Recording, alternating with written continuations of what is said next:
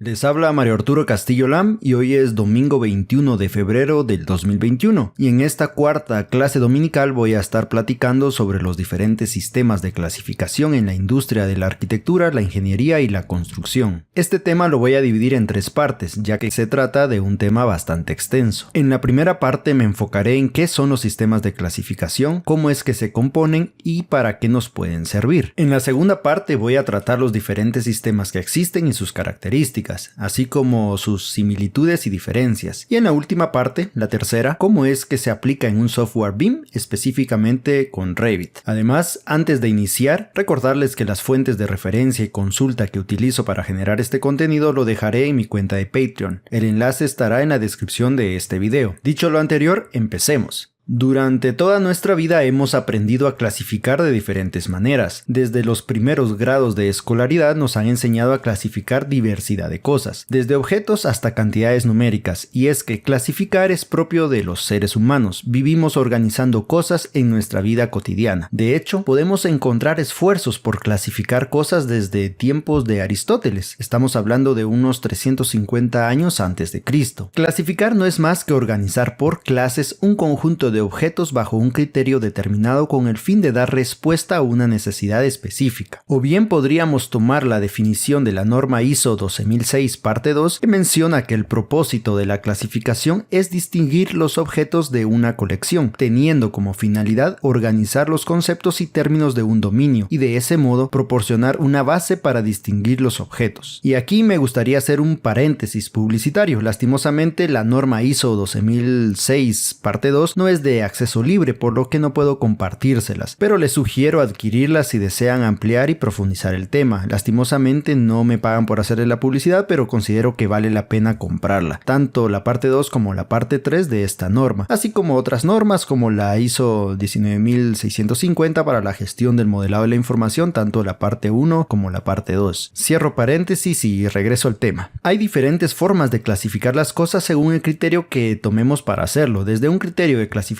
morfológico basándonos en las características específicas del objeto, como por ejemplo la forma, la estructura o el material, o bien podríamos clasificar desde un criterio semántico, el cual se basa en el significado de los objetos o todo aquello que tiene que ver con la información más allá de su forma, es decir, según sus características simbólicas que éste tiene. Y por último, otra opción sería clasificar haciendo una combinación de ambos criterios, morfológicos y semánticos. Para entenderlo mejor, veamos algunos ejemplos. Empecemos con la clasificación morfológica. Como dije, esta es la clasificación que está basada en la forma, la estructura y los materiales que constituyen a los elementos de una obra, por lo que podemos estar pensando en el material del que están construidas las vigas, las columnas, los suelos o cualquier otro elemento de una obra, pudiendo ser este material madera, concreto o acero. Esto sin considerar si se está tratando de una viga, columna o suelo, es decir, solamente tomando en cuenta el material, quedándonos solamente con la cantidad que se tiene de los elementos que cuentan con cierta forma y con ciertas dimensiones. Por ejemplo, 30 elementos de concreto armado con forma rectangular de 20 centímetros de base por 40 centímetros de altura. Ahora veamos cómo se aplicaría una clasificación semántica. Bajo este criterio estaríamos poniendo nuestra atención en el significado de los elementos para poder agruparlos, siendo este significado todo aquello que queramos que simbolice o con lo que podemos definirlo más allá de su forma. Como vimos en el ejemplo anterior de los 30 elementos de concreto armado, en ningún momento nos preocupamos por definir qué son realmente estos elementos, pudiendo ser al final de cuentas cualquier cosa. De manera que, si consideramos que los elementos están sometidos a flexión, podríamos decir que estamos hablando de vigas, pero si están sometidos a compresión, posiblemente estamos hablando de columnas. Y lo mismo sucedería con losas, zapatas, etc. De esta forma estaríamos clasificando con un criterio según lo que significa, es decir, semántica. Además, el criterio semántico es sumamente importante, pues ayuda a que otros terceros, es decir, otras personas, máquinas u otros programas puedan comprender de qué objeto estamos hablando, permitiendo comunicar e intercambiar información entre los participantes de un proyecto. ¿Se imaginan ustedes llegando a una construcción a hacer la supervisión de la instalación de ductería flexible para el sistema de aire acondicionado, teniendo únicamente la instrucción de auditar los elementos circulares metálicos? Hacer esa supervisión sería imposible. Imagínense cuántos elementos con esas características vamos a encontrar en el proyecto. El criterio semántico abarca cualquier concepto que sea definible mediante atributos de información, por ejemplo, función de los elementos, nombres, fases de construcción, actividades, etc. Ya por último tendríamos un criterio combinado, donde podemos tener varios criterios, tanto semánticos como morfológicos, para dar respuestas más amplias. Concluyendo con el ejemplo anterior, quedaría más o menos así: 30 vigas rectangulares de 20 por 40 centímetros de concreto armado. Como ven, aquí estaríamos tomando diferentes criterios, tanto morfológicos como semánticos, para clasificar diferentes elementos constructivos. Como podemos darnos cuenta, dentro de un sistema de clasificación se pueden dar diferentes clasificaciones internas o subclasificaciones según los atributos que les estemos dando a los elementos, haciendo que los sistemas de clasificación puedan gestionar un gran número de especies, individuos, elementos, etc. De tal modo, es necesario dar diferentes niveles dentro de la clasificación. Este concepto de órdenes de niveles es lo que denominamos jerarquía de clasificación o niveles de aproximación, y son estos la base que constituyen los sistemas de clasificación. Claro, una vez hayamos definido los criterios de organización y centros de interés. Esto también lo define la ISO 12006 parte 2, expresando que los sistemas de clasificación pueden también, además de un nivel de orden de especialización, es decir, clases y subclases, tener un nivel de orden de composición, llamado estructuración compositiva, y la norma nos da este ejemplo. Se tienen dos clases diferentes, un elemento y un aislamiento, y cada uno de ellos tiene subclases, donde el muro, el techo y el suelo son subclases del elemento, y los paneles aislantes y el aislamiento de los conductos son subclases del aislamiento. Pero además, estas subclases pueden tener las propiedades de un todo o un conjunto, donde pueden estar compuestos por diferentes partes. En este caso, el montante, aislante y placa son parte de un sistema de muro, y por otro lado, el ventilador, aislante y aireador son parte de un conjunto de sistema de ventilación. Si se dan cuenta, el aislante puede formar parte de un sistema de muro y un sistema de ventilación al mismo tiempo. Otro ejemplo que nos da la misma norma para entender los conceptos de clasificación y composición es este. Un sistema de muro es un todo o un conjunto y puede tener, en este caso, dos partes, a las que llamaremos composición parte D, siendo estas el primer nivel jerárquico, estando en el ejemplo representadas por el muro y la ventana. Además, cada una de las partes tiene un sistema de composición parte D, donde los conjuntos son el muro y la ventana, siendo los paneles aislantes y los montantes parte de el muro, y el vidrio y el marco parte de la ventana. Sin embargo, tanto la ventana como el marco pueden ser clases y tener un nivel de composición de subclases, siendo una clasificación tipo D, en este caso tipo D ventana de madera, ventana metálica, ventana de PVC, y el marco también puede tener clasificaciones tipo D, en este caso pueden ser tipo D marco de madera, marco metálico y marco PVC. Lo sé, puede verse más complejo de lo que parece y que puede resultar un tanto confuso al inicio, pero que se simplifica conforme vamos revisando diferentes clasificaciones y profundizándonos en el tema. Veamos cómo podemos aplicar ese criterio al ejemplo de las 30 vigas que veníamos platicando, pudiéndolas agrupar en los siguientes niveles. En el primer nivel tendríamos los elementos estructurales. Dentro de ellos existirían los elementos de concreto reforzado. Dentro de estos estarían las vigas, y dentro de las vigas podríamos encontrar las vigas de forma rectangular. Dentro de las vigas rectangulares vamos a tener diferentes tipos, por ejemplo las vigas que son construidas in situ, y dentro de las vigas construidas in situ vamos a tener las diferentes medidas, en este caso las de 20 por 40. Estos niveles van a ser definidos bajo diferentes criterios, ya que en este ejemplo se puede ordenar de diferentes maneras. Veamos una posible variante. En el primer nivel podríamos tener los elementos estructurales. Posterior a esto estarían los elementos estructurales de forma rectangular. Dentro de los elementos rectangulares, los elementos de concreto reforzado. Dentro de estos, los elementos construidos in situ. Dentro de ellos, las vigas, y por último los de 20 por 40. Si se dan cuenta, ambos criterios nos funcionarán para clasificar y ordenar los elementos. Lo único que cambia son los criterios que se usaron para establecer los niveles de aproximación o las jerarquías de clasificación, por lo que estos criterios pueden ser propios de una empresa o de una organización estandarizadora, siendo esto último lo más recomendable para poder tener mayores alcances. Sin embargo, los criterios también pueden llegar a ser exclusivos para un proyecto. Obviamente esto último quizá no es para nada recomendable. Sin importar el criterio, al final de cuentas, lo importante es que al clasificar los elementos en una construcción o en una planificación de un proyecto, se obtenga eficiencia para poder desarrollar el mismo. Es decir, el objetivo principal es que entendamos la forma de organizar las cosas para poder ser más eficientes en nuestro trabajo. Y hablando de organizar las las cosas dentro de un proyecto, nos estamos refiriendo principalmente a la información que tienen esas cosas, o sea, vamos a estar ordenando la información tanto morfológica como semántica en diferentes niveles jerárquicos. Por eso, saber gestionar la información de los componentes de una construcción de manera correcta es vital, así como llevar un sistema que nos permita organizar esa información y acceder a ella en el momento que se requiera. Para lograr esto nos podemos apoyar de los códigos, siendo estos códigos aplicados a cada nivel de aproximación, haciendo que el sistema resulte más preciso y legible para las personas, máquinas y o software que intervengan en el ciclo de vida del proyecto. El uso de los códigos en las clasificaciones debe cumplir tres grandes características. En primer lugar, deben de ser inteligibles, es decir, que los códigos deben de ser comprensibles y asimilables tanto para las máquinas como por el ser humano. En segundo lugar, deben de ser lógicos, ya que todos los códigos deben responder a un criterio de crecimiento natural y universal, por ejemplo A, B, C, D, etc. si estamos usando un orden alfabético, o bien puede ser 10, 20, 30, 40 o 50, etc. si estamos dando saltos numéricos de 10 en 10. Y por último, como tercer característica, los códigos deben de ser inequívocos, ya que no deben admitir ni dudas ni equivocaciones, lo que obliga a que no exista más de un elemento con el mismo código o dos códigos para el mismo elemento, al menos no dentro del mismo sistema de clasificación. Como vamos a ver en la próxima clase dominical, con la segunda parte de este tema, todos los sistemas de clasificación que existen buscan cumplir estas tres características. Obviamente, unos sistemas son más completos que otros y normalmente cada uno tiene diferentes objetivos. Sin embargo, la mayor parte de estos sistemas fueron creados mucho tiempo antes de que se dieran las actuales metodologías de gestión de la información, por lo que pueden resultar muy bien para algunos elementos ya construidos, pero posiblemente no tan bien para objetos digitales. Pero bueno, eso ya nos enfocaremos el próximo domingo. Pero todo esto que he estado hablando de tener ordenado y clasificado, ¿realmente para qué nos puede servir? ¿Cuál es el fin de tener todo en orden? Bien, veamos algunos porqués nos conviene. En primer lugar, teniendo un sistema o varios sistemas de clasificación, podemos definir los elementos más allá de su función, permitiendo ampliar la información sobre los elementos, llegando a conocerlos con tanta precisión como niveles tenga el sistema con el que estamos clasificando. Por ejemplo, por su función, tipología constructiva, materiales, productos, etc. Otra ventaja es que vamos a poder relacionar los diferentes elementos con las especificaciones técnicas del proyecto, logrando coherencia en toda la documentación de un proyecto. ¿Alguna vez les ha pasado que lo que aparece en planos no corresponde con las especificaciones y a su vez son incoherentes con lo que se presenta en presupuestos? Bueno, esto es algo muy común, pero con un sistema de clasificación esto puede evitarse. Por otra parte, vamos a poder estandarizar y homogeneizar los sistemas que conforman el proyecto, teniendo acceso a todos los actores que intervengan en la obra de forma más fácil y sin lugar a equivocaciones. Además, nos va a permitir simplificar la asociación de los diferentes elementos para las mediciones de un proyecto, obteniendo de manera eficiente los presupuestos, los cronogramas de obra, los documentos de contratación y la adjudicación de diferentes trabajos a distintos equipos. Así también nos permitirá facilitar la gestión de operación y mantenimiento del proyecto cuando éste ya se encuentre en servicio. También podemos agregar que aplicando sistemas de clasificación a los proyectos se nos facilitará la organización de trabajos de demolición, así como del manejo del reciclaje de los derribos. Otra ventaja que nos ofrece es que en las etapas iniciales de diseño podemos apoyarnos en las clasificaciones para lograr distintas opciones y alternativas para el proyecto, facilitando la comparación entre ellas. Además, clasificar nos ayudará a generar inventarios de los elementos de forma estructurada, tanto en la preconstrucción como en la construcción como en la postconstrucción. En temas de modelado tridimensional nos permitirá mayor libertad, ya que independientemente de la herramienta que utilicemos para generar los objetos dentro del software, podemos codificar de manera correcta, inclusive si usamos una herramienta que no es específica para modelar un objeto, permitiendo esto una lectura tanto por otras personas como por otros programas y que ésta no tenga errores. Así también, en temas de modelado tridimensional nos ayudará a tener un mejor control visual, además de optimizar la coordinación de los diferentes sistemas que conforman el proyecto y la detección temprana de colisiones o interferencias entre los distintos elementos. Y así, la lista podría seguir. Sin lugar a dudas, existen muchas más razones del por qué es conveniente implementar sistemas de clasificación en un proyecto de construcción. Sin embargo, el tiempo se me ha terminado y considero que el objetivo de esta primera parte del tema se ha alcanzado, el cual consiste en explicar el por qué y para qué clasificar nuestros proyectos, a lo que podemos concluir que lo importante es ordenar, agrupar, filtrar y enriquecer con información los elementos que conforman una obra, para lograr mayor colaboración entre los diferentes actores vez en diferentes etapas del ciclo de proyecto y todo esto con una mayor efectividad. Bien, esto ha sido todo, amigos. Espero que este contenido les sea de utilidad y que esta información les dé los beneficios que a mí me ha traído. Los espero el próximo domingo con la segunda parte de este tema. Muchísimas gracias por participar en esta clase dominical. Estaré dejando los documentos que me han servido de referencia en mi cuenta de Patreon y el enlace está en la descripción del video. Muchas gracias por compartir si les gustó este contenido y nos vemos en la próxima.